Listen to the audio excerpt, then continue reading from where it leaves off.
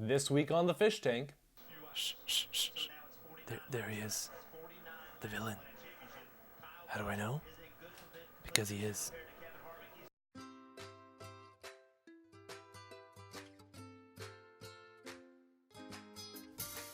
Hey everyone, I'm Garrett Hallfish. For those who don't know, Jessica Jones just came out on Netflix on Friday. This is the second of, I think, 4 or 5 Netflix series. Of course, we had the first one that starred Daredevil. Now we have Jessica Jones. We're still expecting Luke Cage, Iron Fist, and then when they all come together, the Defenders, finally on the, I guess, the small screen. And from watching these shows, I've realized that the villains in the movies are really not that great. They're kind of all one note, and in the Netflix series, they've really had a long time to kind of give you more background to them. So because of that, I wanted to talk about that mainly this week. And before we get into the Netflix villains, I really want to start with the Marvel Cinematic villains. Right off the bat, Thor 1 and Thor 2. Does anyone remember those villains? I mean, yeah, everyone likes Loki, and Loki has shown up in multiple Marvel movies by this time. But does anyone remember the villains from the first two? Like the actual main villains? I certainly didn't. I had to look them up. So the first one, King Laufey from, who's the leader of the Frost Giants. There's not much to him. I mean, he's kind of just a bland, gray character. He's just angry at the people of Asgard, and that's really it. He just wants to destroy everything. And then in the second movie, you have Malekith, who another guy, like no really any defining features except he has really nice blue eyes. In Thor 2, doesn't really do much. I mean, he wants to destroy the universe, but he doesn't really have a motive. He's just really angry, and that's kind of gonna set you up for the rest of this list. I mean, later on we have quite recently the Yellow Jacket from Ant-Man. I mean, don't even get me started with that one. I love that movie. That's actually one of my favorite movies, if not my favorite Marvel Universe movie, just because it's fun. It's fun to watch. But the villain is as paint by numbers as it gets. I mean, Hank Pym. They explain how Hank Pym was, I guess, never really nice to the Yellow Jacket. The guy, I can't remember the character's name, but he was very upset in that he never really got the love and the appreciation that he wanted from Hank Pym. And so he's just really grumpy, and then I guess the shrinking helmet made him crazy. But he was just a mean guy, and that was about as far as his character went. There wasn't really much depth to that. And then in Guardians of the Galaxy, I think this is probably the worst of them, because Ronan the Accuser, a really cool looking guy, and when he first comes out from that liquid, you're like, oh my god, who is this? And they're setting him up, and they're putting the mantle, and you're like, he seems awesome. And then pretty much he's just like, I'm gonna fight you. I'm angry. Yeah, here's my hammer. That's it throughout the whole movie, and then to ultimately die during a dance sequence.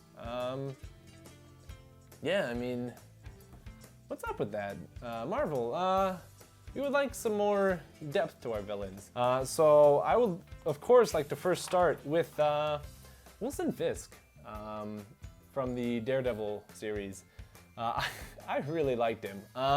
Because one, perfect casting. I mean, you got Vincent D'Onofrio in there, and he just looks just like him. I mean, it's amazing what shaving your head can do, but he's got that like big body build, so he's husky, he's fat, but he also looks strong, which is what Kingpin was.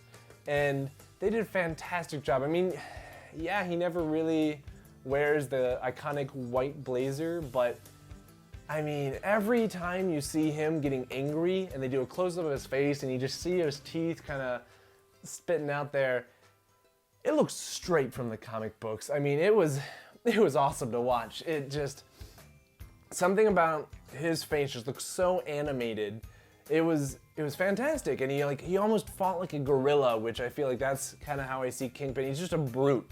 He's really strong. He's a genius, but like he's just an angry gorilla, and that's how he would fight. He would also be like, "Rah!" And that was fun to watch. But what I loved even more, which made him different than the other villains, was that they spent like a whole season kind of building up this character. I mean, the first few episodes, you hardly see him, and so you're like, oh man, who is this? You just hear about his name, you're like, who is this guy? He seems bad. But eventually they start building up. Like first, like he kind of falls in love with this lady named Vanessa. And you get this compassion towards him. He's like really soft-spoken. He doesn't really want to talk a whole lot. He seems a little shy and awkward. And just it builds this character that, yeah, he's this powerful guy, but you kind of have compassion for him, especially because like they go into his childhood, and he had an abusive childhood from his father, like constantly berating him and beating him. That's tough to watch, and like it was hard to watch, and that it makes you kind of understand more about the villain side, which none of the cinematic universe movies do. And so by finally getting a chance to like learn like the motives behind this character, and then to find out that he ultimately wants the same thing Daredevil wants. He wants to clean up the city. He wants his home to be a nicer place, but he's just going at it all wrong. And Jessica Jones, if you haven't already, I mean, you've had 3 days. What are you doing? I mean, you should be done already. But Jessica Jones, you have Kilgrave, also known as the Purple Man. Fantastic job. First off, I love David Tennant. I mean, Doctor Who. You can't really go bad with David Tennant. Quick side story, if you ever want to see some more great acting from David Tennant, you should really go see Broadchurch, both seasons. It's on BBC. Fantastic show. But anyways, back to Kilgrave. He's just a joy to watch, because something about David Tennant being so joyous and charming really adds to the creepiness of his character. And ultimately, Kilgrave, he's just a spoiled brat, because he can control minds with his voice. And like if you can hear him over recording, that doesn't work, but if you're in person, he can control you. And because of that, he's always gotten what he wants. But even after, once again, like you don't really see much of him, minus these instances where Jessica Jones is going through post-traumatic stress. And you see kind of like a purple aura, and he just kind of screams in her ear and gets in her head, and she freaks out. That's all you see for like the first 5 or so episodes. You barely see him. And you're already, once again, you're like, who is this guy? Like, he seems messed up. And then to finally like reveal more about him, and you reveal that he's also had a damaged childhood. He had like a terminal illness growing up. Like that's tough. You find out that his parents experimented on him and doing all this stuff, and that ultimately gave him his powers. It's just that stuff is like that stuff heart-wrenching. It's again hard to watch, and it kind of humanizes the character. But then he doesn't understand when people don't actually want to do what he's asking them to do, because everyone's always done what he wants them to do.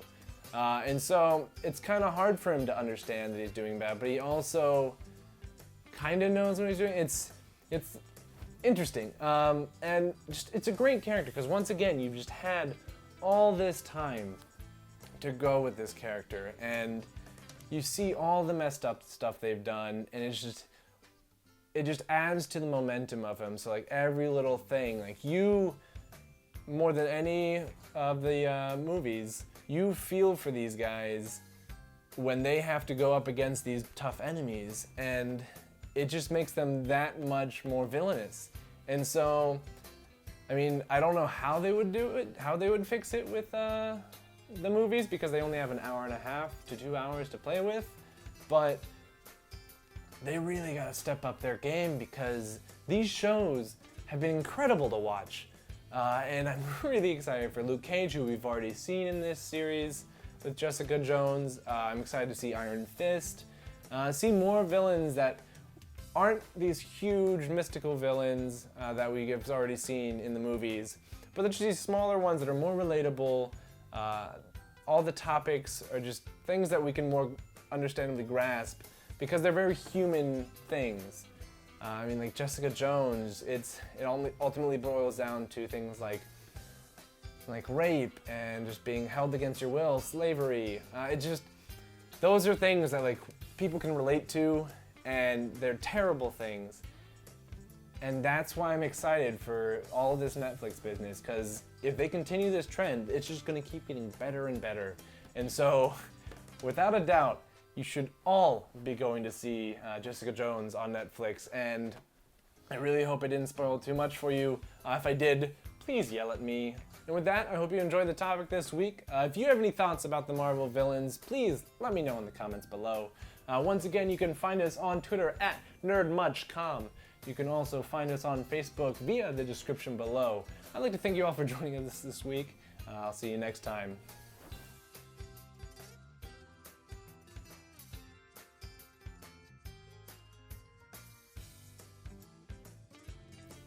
On a side note, I really want to congratulate Marvel for finally showing off their first heroine, being Jessica Jones. Fantastic job, because they really don't hypersexualize her. She's just a normal, destroyed woman, and fantastic job showing her. So for everyone, please go watch Jessica Jones on Netflix. Fantastic show. I really enjoyed it. I'm probably gonna go watch it again. See you next time.